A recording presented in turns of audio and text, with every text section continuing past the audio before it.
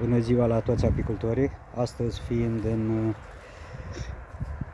6 februarie, fiind soare, temperatura în jur de 3-4 grade și anunțându-se la vreme o săptămână de temperaturi mai ridicate, chiar și noaptea sunt cu plus, de la 1, 2 până la 4 grade noaptea, ziua de la 7, 8 până la 12. M-am hotărât să ridic un pic corpurile cu cuiburile. După cum știți, eu ernez în corpul de sus. Să ridic și să curăț un pic folia dintre stupi, dintre corpuri, să vedem câtă mortalitate este la albină. Nu deranjăm deloc albina, o luăm ușor corpul, îl mutăm, punem pe o masă și să curăț folia, să văd cum stau ramele de jos, ramele care au fost în corpul de recoltă, care sunt goale, să vedem în ce stadiu sunt, dacă e mucegai, dacă e condens. Și am zis să vedem împreună cum se prezintă. Bun, nu are cine să-mi filmez, am să încerc să filmez singur, așa cum am să pot. Dacă o să fie vreo problemă de filmare, vă rog să mă scuzați. Bine, și acum am să deschid pe rând. Da, am să curăț un pic ceea ce am găsit pe folia care am pus-o aici. Din cauza că se anunță o vreme mai călduroasă, s-ar putea să iasă la zborul de curățări. Și am zis să le curăț. Să vedem cum stau și ramele astea. Totuși, vedeți cum arată. Deci le-am pus în corpul de jos.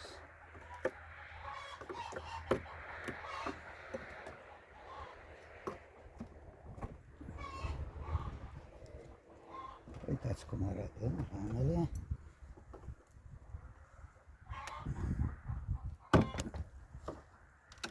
Vreau să arăt un pic și cum arată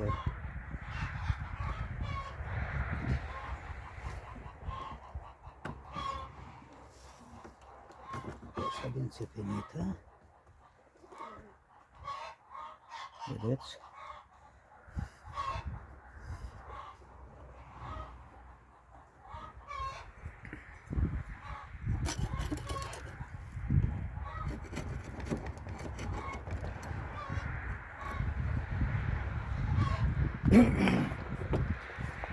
Deci arată foarte bine.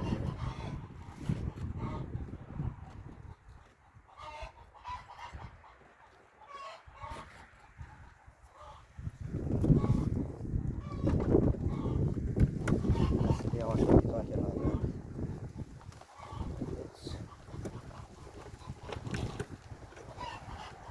Deci fără niciun tratament, fără nimic.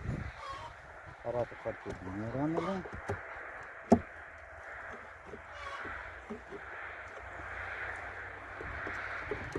Pe fundul stupului nu este mucegai sau condens.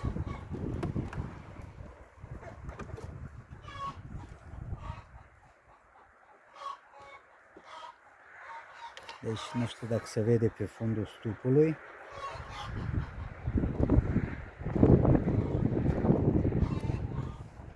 Deci așa, nu le mai scot. O să le las așa aici.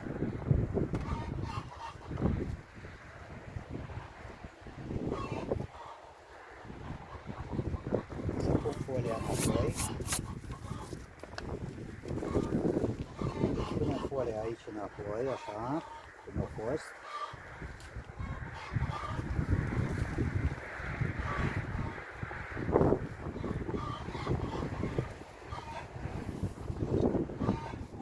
tupul din nou. Hai să vedem și la ce ăsta la alt. De aici. Nu știu dacă se vede.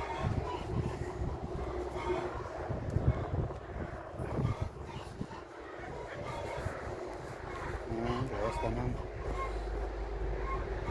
muniere.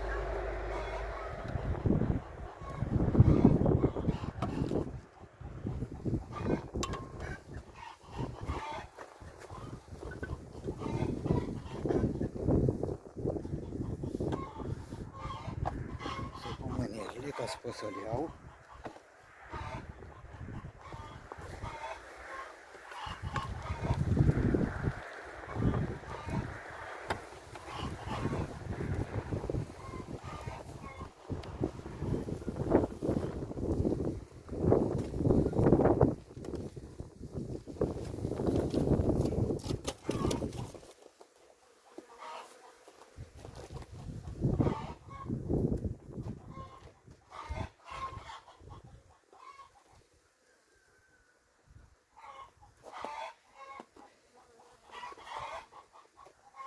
Nu știu dacă se vede, aici este mai multă, astea albina parcă s-au mai împrăștiat față de celălaltul.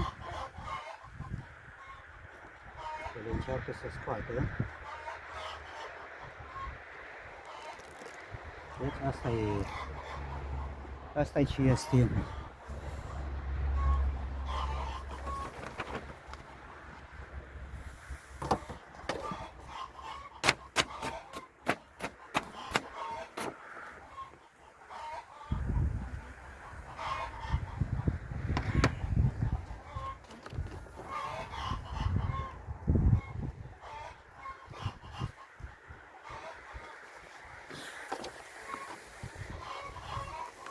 Ia să vedem și aici.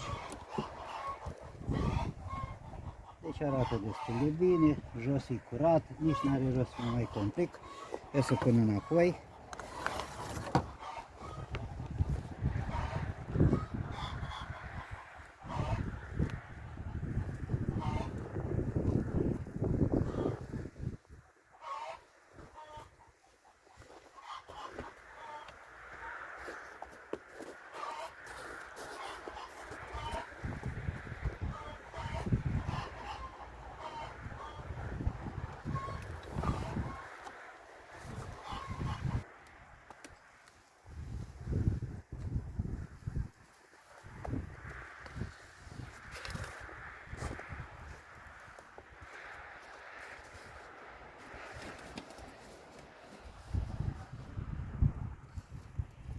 Deci așa arată. Dacă se vede. Se vede oare? Asta e albina moartă de la un roi.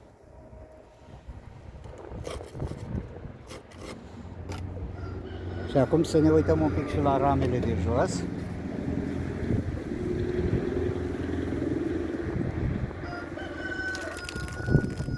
Iar asta au rămas cu folia pusă total aproape, numai în față, liber.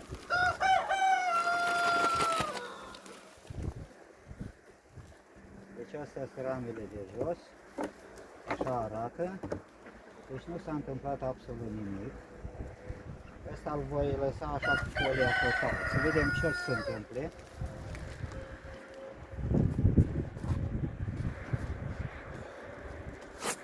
Le curăț ca să nu mai aibă așa mult albina de lucru.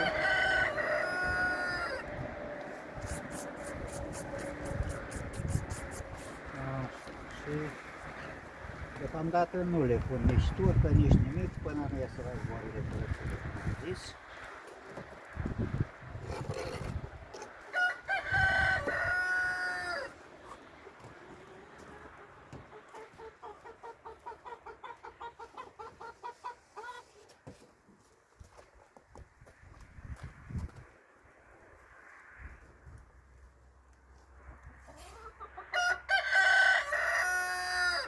Am pus la loc. A căzut un polistiren care l-am avut aici. O să-l pun la loc.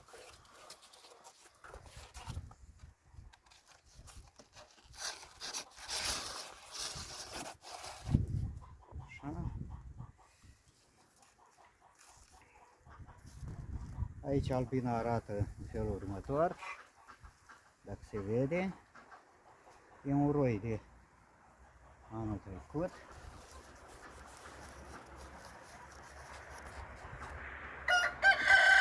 Da, deci mortalitatea nu este.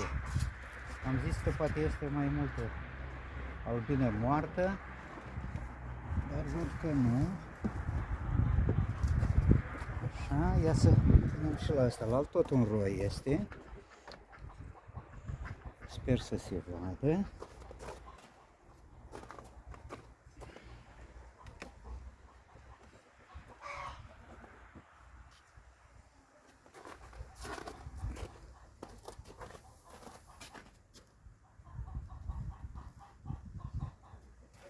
Umblu încetul să nu deranjez albina. Uitați, ăsta e 2, 4, 6, 8 albine moarte, dar nu astea sunt toate, probabil au mai căzut pe jos, dar în general sunt foarte mulțumit cu folia asta. O să vedem când începe puietul ce se va întâmpla. O să las la fel, n-am să intervin cu nimic, să vedem ce o să se întâmple, ce o să fie.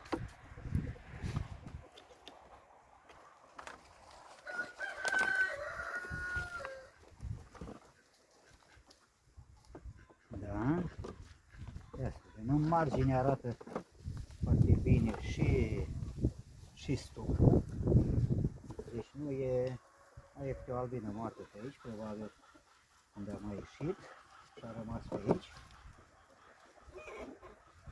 În rest arată bine.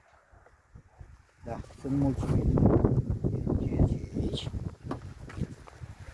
Să vedem experimentul dacă duce. Anul trecut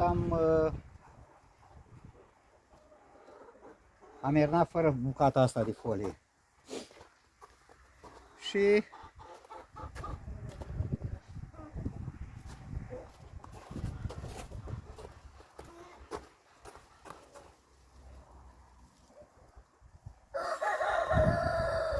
așa, ia să văd și aici un pic.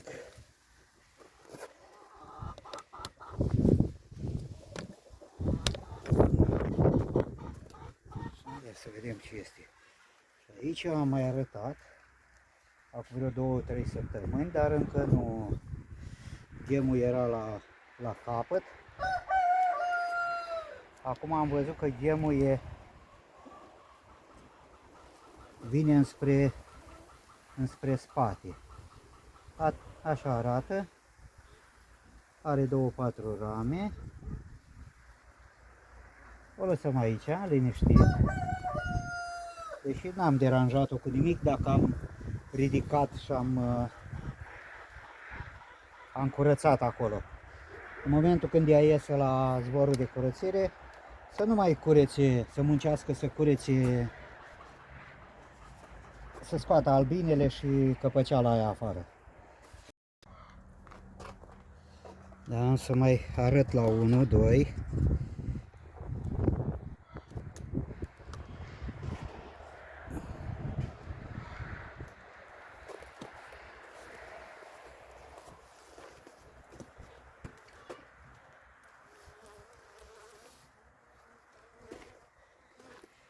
Aici astea au curățat deja, nu e nicio albină moartă. Deci ăsta e mai strașnic. Deci ăsta au curățat mai bine decât alte, probabil e un pic mai... O să văd acum, probabil e un pic mai puternic. Dacă o scos albinele toate afară.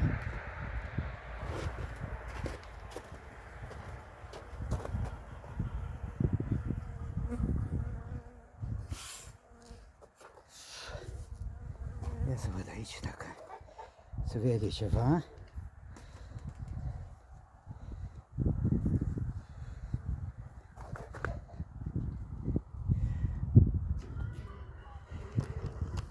Da, ăsta e mult mai multă albină, de asta a și curățat fundul stupului mai bine.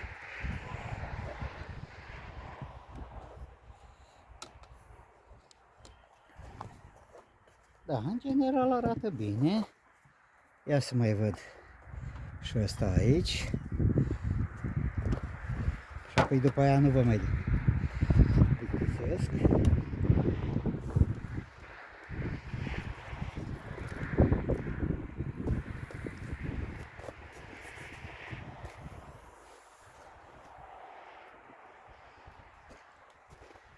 Da, așa arată. Nu știu dacă se vede. Da, sunt câteva albine. Este, asta nu este mucegai, nu este mai nimic prin colțuri, ca să zici. Probabil nici puiet nu este, dar e bine să le scutur astea.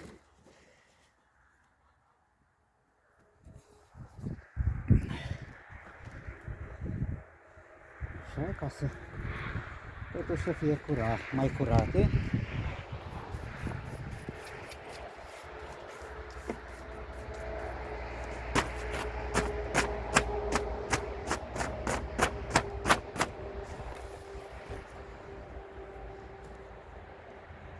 Deci folia asta am pus-o la inversarea corpurilor.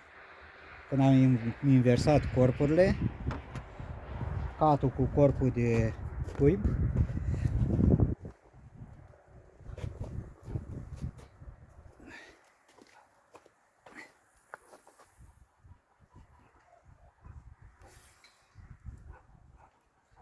deci în primul rând nu curge căpăceala și în ramele de jos, le ține mai curate și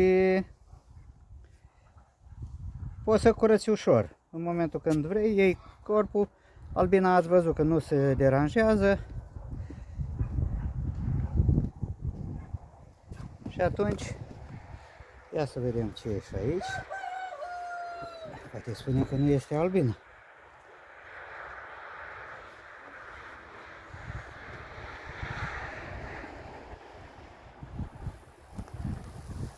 Ia uitați cum arată. Are 2-4 rame asta, mai micuți. Da, îl lăsăm aici. De acum până la zborul de curățare nu intervenim cu nimic. Asta am vrut să curăț un pic. Dacă au un zbor, să nu mai stea să curățe fondurile. Ia să vedem și la ăștia. Mai am aici câțiva.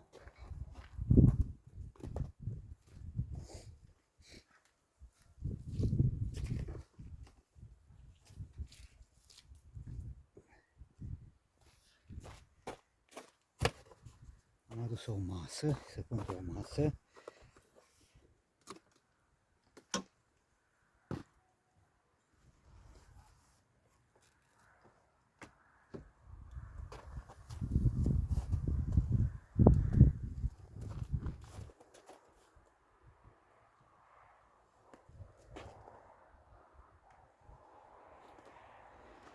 Da, se vede aici jos, se vede.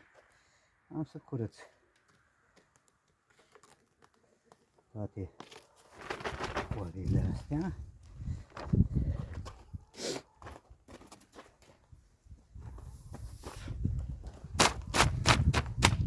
Dacă nu curăț albinele, nu au timp să curețe, nu este cald suficient și începe cu puietul, încep să mucegăiască. Începe să mucegăiască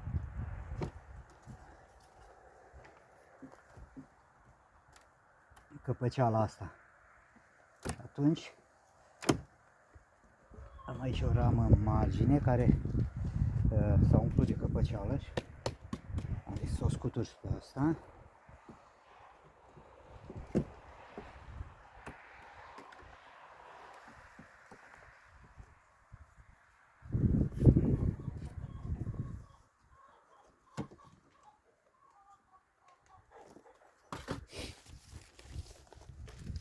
Deci mortalitatea nu este așa de... Nu este. Deci înseamnă că totuși e bine într-un fel.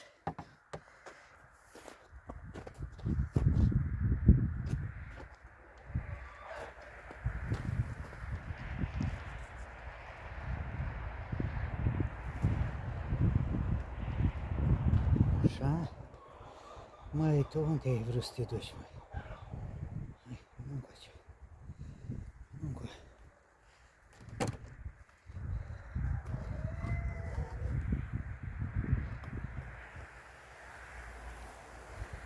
Da. Aici așa arată, dacă se vede. Da.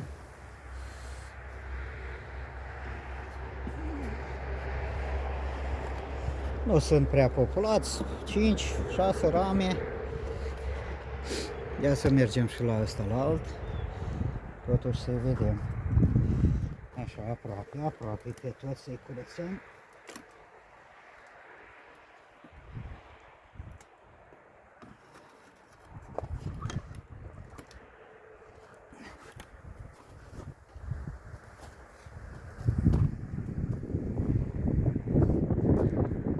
Da. Uitați și aici. Ce are. Tot așa. Vedeți? Multe. Ce-am scuturat-o eu acum. Toată în stuc. Va trebui să iau ramele. Să le scutur afară.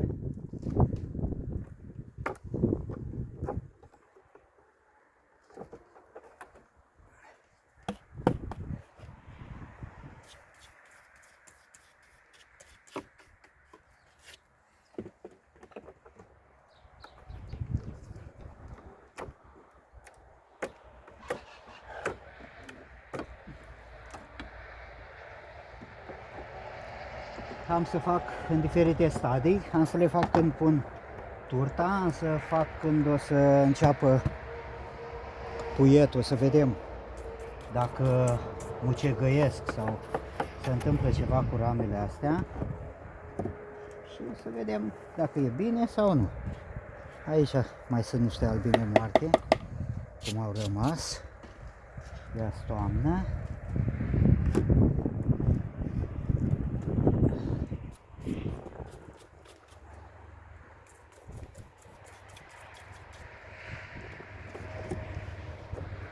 Dacă am fost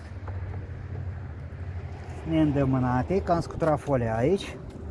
Acum, dacă nu era folia, toată căpăceala asta era băgată prin celule.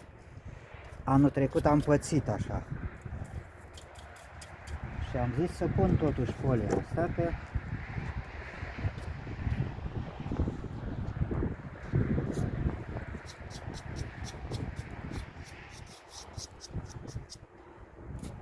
deci așa arată, nu ramă din margine, nu e mucegăită, nu e nimic. E perfectă.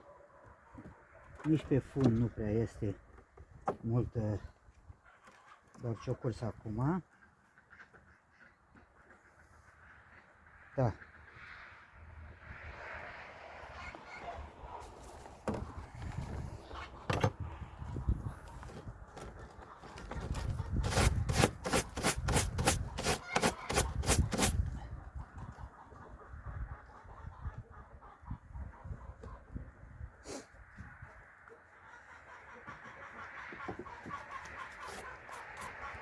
Vedem ce o să fie mai încolo. Acum deocamdată e bine.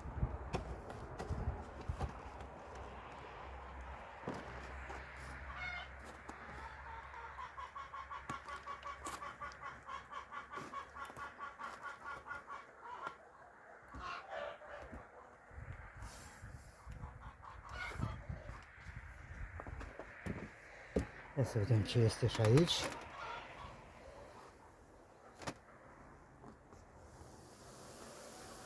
Ăsta s-a întins pe toată suprafața. Da. Totuși mâncare are, că e greu. Deci îmi dau seama după greutatea lui.